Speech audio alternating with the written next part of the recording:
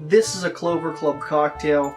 It's a little bit of extra work, but I'm telling you, if you stick with me, you can create something gorgeous just like this.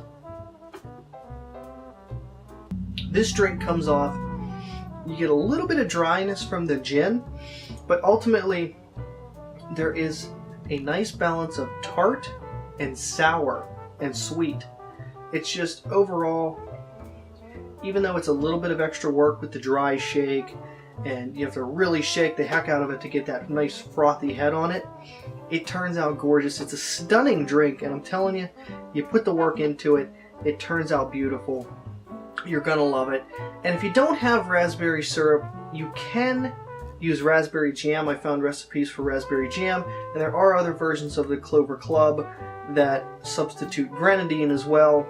Haven't tried those, but if they're anything even close to this, they're going to be phenomenal. So the Clover Club is actually a cocktail that's named after a gentleman's club in Philadelphia. And being that it's one of Pennsylvania's drinks, you know, considering our ridiculously antiquated liquor laws here in PA, I'm really glad to be making a Pennsylvania drink.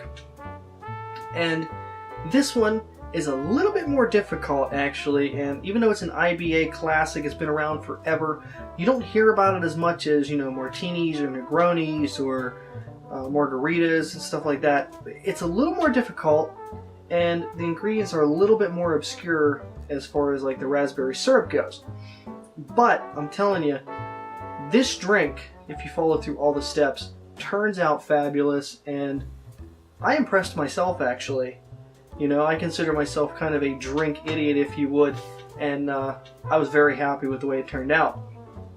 It actually, ingredient-wise, is very simple.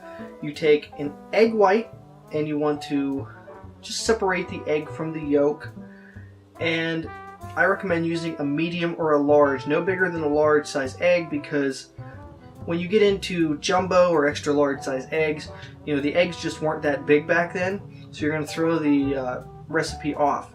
And the reason the egg goes in there isn't actually for flavor, it's for that frothiness that you see on top of the drink. So if you didn't put the egg in there, you would still get a good cocktail, but you wouldn't have that frothiness on the top. After you get the egg white in there, you want to start off with gin. Now I used 2 ounces of gin in mine, just a London Dry, Bombay, I like it.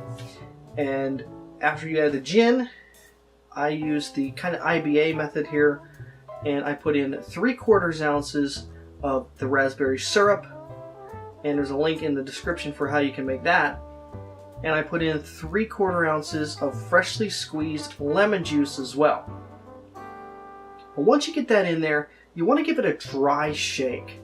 And when I'm talking about a dry shake, I mean no ice. You put the shaker tin on, give it a nice shake for about 15-20 seconds. You're emulsifying that egg white, and that's going to help make the drink frothy. Once you do that, add some ice to it and shake it again. And this is a drink you really need to shake the heck out of. I mean, literally, I was sweating by the time I got done shaking this. Put some effort into it. It will pay off. And once you shake it, just give it a nice, I like double strain it. You want to do that, and you get this beautiful cocktail, and as you can see, as it fills up, the frothiness comes in at the end, and it just covers the top of the glass. It's beautiful. And to that, you can either add some raspberries, some other fresh berries if you have them, or I actually added a lemon peel, which I cut my finger doing, so I mean, I put in a lot of hard work, blood, literally blood on this one. But it turned out phenomenal. And the results, I mean, you can't argue with the results. I mean, try this drink. Try this drink. It's perfectly balanced. It is a true classic that you don't see enough of. And I'm telling you, give it a shot.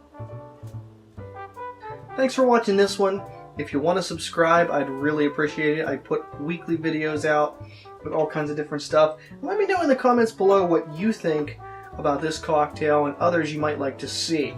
Until next time, guys, remember that it is okay to drink like an idiot. Thanks for watching.